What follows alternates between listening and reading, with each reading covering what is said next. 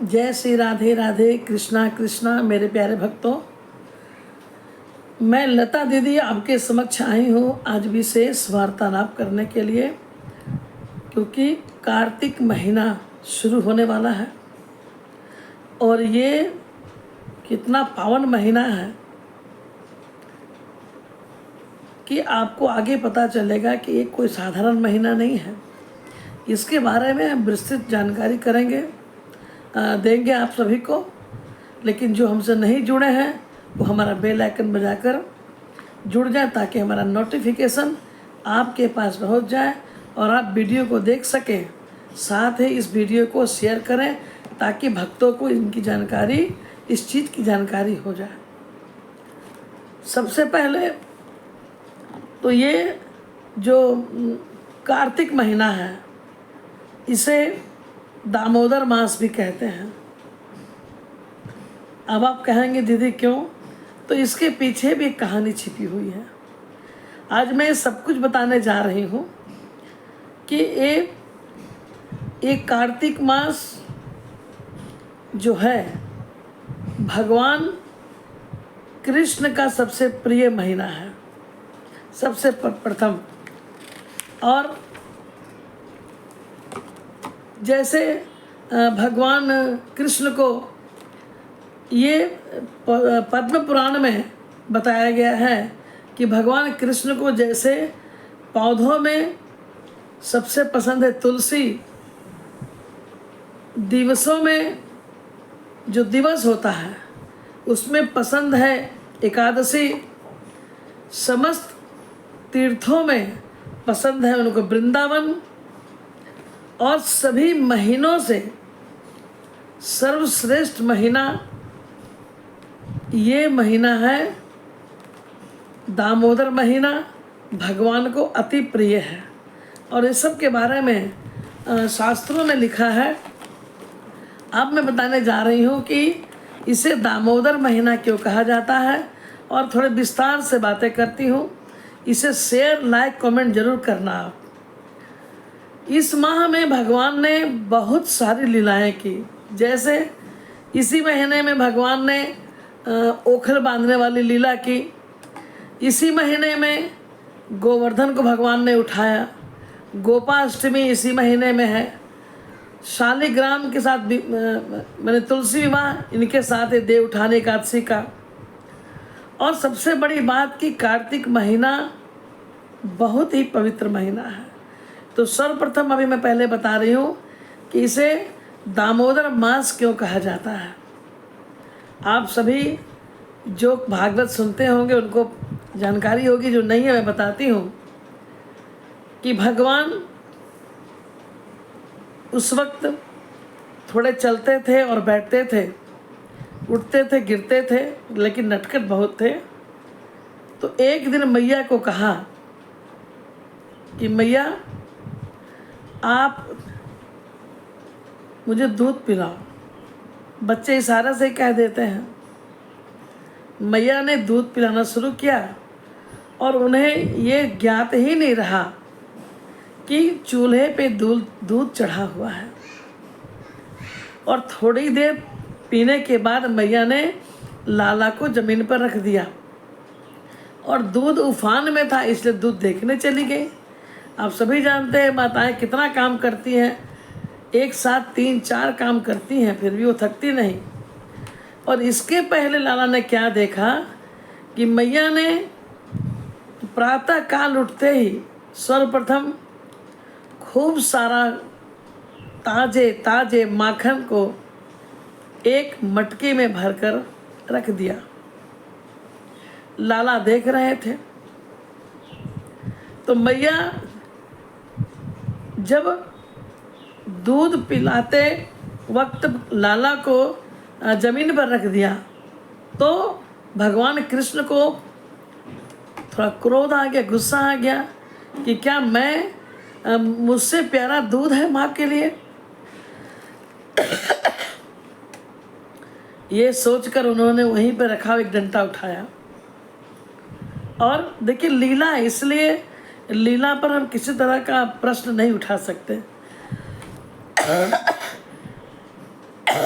मेरे प्यारे, भगवान ने एक डंडा उठाया और ठीक जाकर उसी मटकी पर मारी जिस पे माखन रखा हुआ था।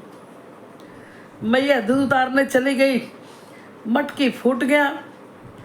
आपको सबको पता है, गांव में पहले जो दीवान हुआ करते थे वो मिट्टी के छोटे छोटे होते थे। 10 साल के बच्चे की उम्र की घेराव मैंने घर का किनारा होता था, जिसको हम बोलते हैं बाउंड्री। जैसे मटका फोड़ा, अपने ग्वाल बाल को बुलाया, कौवे बंदर को बुलाया, मोर तोते को बुलाया और सबको भगवान खिलाना शुरू किया और खुद ही खाने लगे। और उस दिन मैया ने बहुत लोगों को अपने घर में निमंत्रण दिया था। मैया को गुस्सा आ गया कि जब लोग आएंगे तो मैं क्या दूंगी। सारे माखन तो लाला ने मोर को, बंदर को, अपने मित्रगणों को और खुद थोड़ी बहुत खाया सब, और जो बचा वो पूरे मटकी को उड़ेल दिया भगवान ने। सोचिए कितना सुंदर लीला। मैया क्या की, एक छड़ी पतली सी थी, मैया मारने के लिए उसे दौड़ाना शुरू की क्योंकि गुस्सा आ गया, मेहमान आने वाले हैं घर में। अब आगे आगे लाला दौड़ रहे हैं और पीछे पीछे मैया जा रही है। ये सुंदर दृश्य तो भगवान सब भी देख के फूलों की वर्षा कर रहे हैं मेरे प्यारे। उस आंगन में दौड़ रहे हैं। अब भगवान पर ब्रह्म बंधने पकड़ाने वाले हैं, लेकिन जब भगवान देखते हैं कि भक्त थक कर समर्पण की भावना जब आ जाती है तो भगवान खुद ही बंध जाते हैं। और जब मैया थक गई तो भगवान रुक गए। मैया ने पकड़ा और वहीं पे ओखल रखी थी। ओखल से मैया ने इधर उधर देखा तो एक रस्सी मिली और मैया रस्सी ओखल के साथ लाला को बांधने लगी। अब रस्सी जो था, जितने भी बड़े घर के सारे रस्सी को जोड़ दिया, लेकिन गोविंद नहीं बंधाए। पर ब्रह्म को बांधने चली थी जसोदा। अब रस्सी छोटी पड़ जाए, मैया एकदम व्याकुल हो गई, पसीने पसीने हो गई और सोचने लगी मैं क्या करूं। भगवान फिर अपनी माया से खुद ही बंध गए। प्रेम के भूखा हूँ मैं, प्रेम ही बस सार है, प्रेम से भज लो मेरे प्यारे तो तुम्हारा बेड़ा पार है। भगवान कहते हैं तुम 1 कदम चलो, मैं 10 कदम चलूँगा तुम्हारे साथ। भगवान बंध गए। तो रस्सी का मतलब क्या होता है? दाम। और ओखल का है यानी उदर। भगवान को ओखल से बांधे और पेट को बोलते हैं उदर। तो अब भगवान को उस रस्सी से बांधा तो इस महीने का नाम हो गया दामोदर। इसलिए ये महीना को दामोदर भी कहते हैं। ये सुंदर लीला भगवान ने की और ये सुंदर लीला का प्रसंग तो मैं बहुत संक्षिप्त में बता रही हूँ, लेकिन भगवान ने इसी कार्तिक महीना में ही ये दामोदर लीला की थी। इसीलिए इस महीने में भगवान ने बहुत सारे, जैसे कि महाराष्ट्र देखिए, आपको शरद पूर्णिमा भी इसी महीने में है। तो भगवान के ही वाणी ग्रंथों में है। तो ये स्कंद पुराण में वर्णन है कि भगवान को पसंद क्या है। अब तो भगवान को पसंद है कि अगर समस्त युगों को देखा जाए, अगर समस्त युगों को देखा जाए कि सबसे श्रेष्ठ युग कौन है, तो हमारे गोविंद को सतयुग बहुत पसंद है।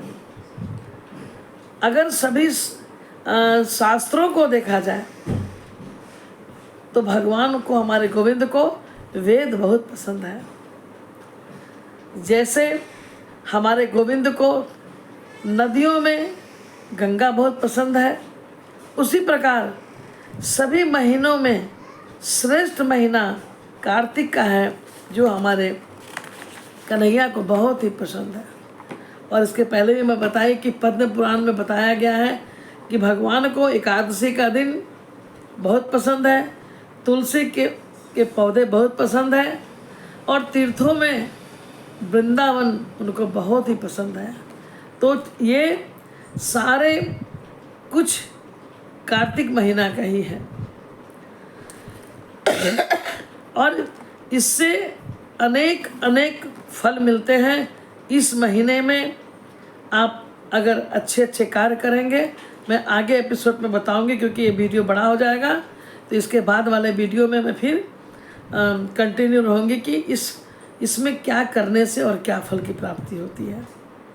जय श्री कृष्ण, राधे राधे। वीडियो अच्छा लगा तो लाइक और कमेंट जरूर कीजिएगा, अपनों को शेयर कीजिएगा।